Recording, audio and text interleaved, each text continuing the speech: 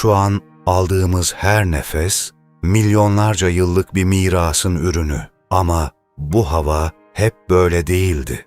300 milyon yıl önce bu gezegende bambaşka bir hava vardı. Ve o hava her şeyi değiştirmişti. Karbonifer dönemi. Bugünkü Avrupa ve Kuzey Amerika henüz tek bir kıtaydı. Ve bu ormanlar hiç bitmiyordu. Bu havanın oksijen oranı %35'ti. Bugün nefes aldığımız havanın çok üzerinde. Ve bu fark her şeyi değiştirmişti. Bu ağaçlar 50 metreye ulaşıyordu. Bugün bu türden hiçbir şey yok. Soyu tükendi. Ama kalıntıları hala bizimle. Bu ormanlar fotosentez yapıyordu. Sürekli, durmaksızın. Oksijeni üreten onlardı. Ve onu tüketecek hiçbir şey yetişemiyordu onlara. Düşen ağaçlar çürümüyordu. Henüz onları parçalayacak bakteri ve mantar evrimi tamamlanmamıştı. Ağaçlar birikiyordu. Katman katman, yüzyıl yüzyıl. Bugün yaktığımız kömürün büyük kısmı o birikimin ürünü. O ormanlar gömüldü, sıkıştı, dönüştü. Milyonlarca yıl sonra biz onu yakıyoruz. Ve o hava bir şeyi mümkün kılmıştı. Bugün hiçbir yerde göremeyeceğimiz bir şeyi, 70 santimetre kanat açıklığına sahip bir yusufçuğu.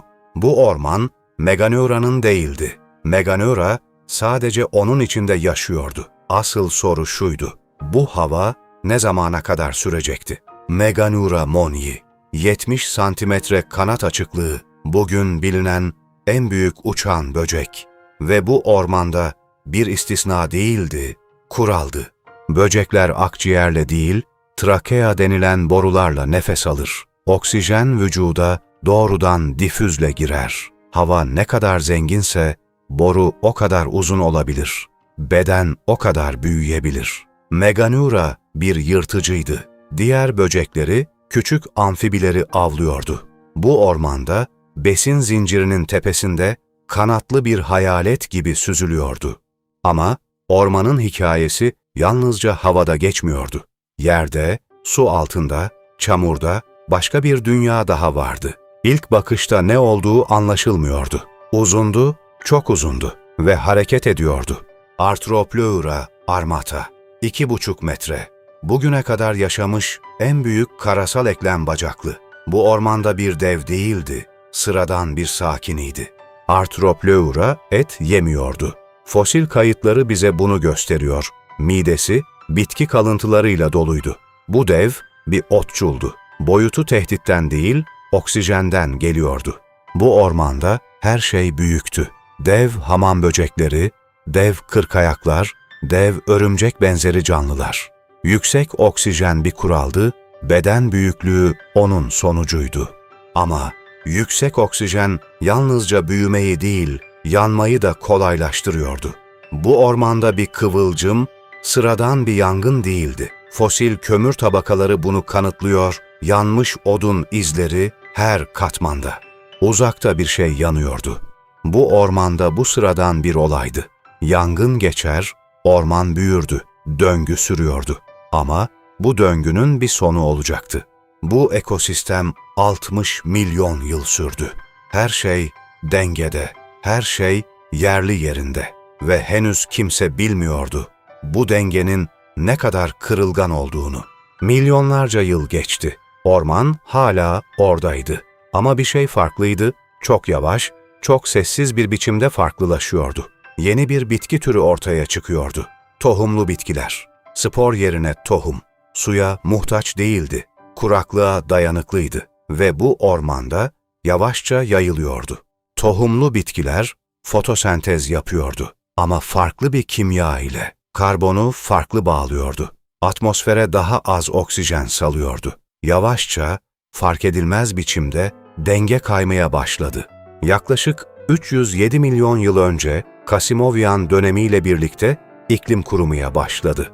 Bataklıklar çekildi, lepidodendron ormanları adacıklara bölündü. O kesintisiz örtü parçalanıyordu. Arthropleura yok olmadı, küçüldü. Oksijen azaldıkça trakeal sistem artık büyük bedeni besleyemedi. Evrim geri sardı. Aynı soy, farklı bir beden. Bugünkü hamam böceklerinin atası bu küçülen devdi. Meganura daha az şanslıydı.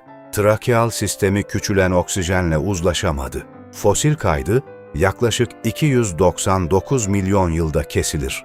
Bundan sonra bir daha görünmez. Permiyan dönemine girildiğinde orman tanınmaz hale gelmişti. Bataklıkların yerini açık araziler almıştı. Gökyüzü artık görünüyordu ve oksijen %20'ye geriliyordu. Bugünkü seviyemize yakın. Bu yeni dünyada böcekler küçülmüştü, devler gitmişti. Ama bir grup beklenmedik biçimde güçlenmişti, sürüngenler. Kuraklığa dayanıklı yumurtaları, su gerektirmeyen derilileriyle bu açık arazi onlarındı. Jeolojik kayıt bunu bir çizgiyle anlatır. Altı kömür, karbonifer ormanlarının sıkışmış kalıntısı. Üstü taş, Permiyan'ın sessiz başlangıcı. İki dünya arasında yalnızca bir sınır. Bu yaprak 307 milyon yıl önce bu toprağa düştü. Çürümedi. Çünkü henüz onu çürütecek bir şey yoktu. Gömüldü, sıkıştı, karbona dönüştü. Ve şimdi bu kömürün içinde o yaprak hala duruyor. 300 milyon yıl sonra aynı karbon, farklı bir dünya. O ormanın gömülü kalıntıları bugün böyle görünüyor ve biz onu çıkarıyoruz. O ormanlar oksijen üretirken karbonu toprağa gömdü. Şimdi biz o karbonu yakıyoruz ve onu tekrar atmosfere geri veriyoruz. Halka kapanıyor. 300 milyon yıllık bir halka. Bugün nefes aldığımız hava %21 oksijen içeriyor. Karboniferin %35'inin çok altında. Meganura bu havada uçamazdı. Arthroplura bu havada yürüyemezdi. Ama o, soy hala burada. Küçülmüş, uyum sağlamış, hayatta kalmış, 300 milyon yıldır bu gezegende. Biz gelip geçerken onlar kaldı. Tüm bunları kömür anlattı. Fosil izleri, kimyasal analiz, izotop oranları, bu kayalar 300 milyon yıllık bir arşiv. Bilim o arşivi okumayı öğrendi ve içinde bütün bir dünya buldu. Bugün nefes aldığımız havanın bir kısmı karbonifer ormanlarının mirasıdır. O oksijen döngüsünün uzak yankısı. Her nefeste 300 milyon yıl var. O ormanlar karbonu 60 milyon yıl boyunca toprağa gömdü. Biz onu 200 yılda geri veriyoruz. Bu hız karboniferin hiç tanımadığı bir hızdı.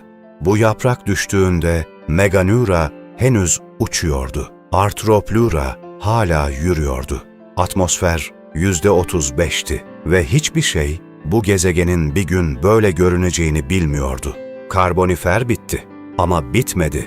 Çünkü biz hala onu yakıyoruz ve atmosfer her yaktığımızda 300 milyon yıl önce bırakılan o hesabı hatırlıyor.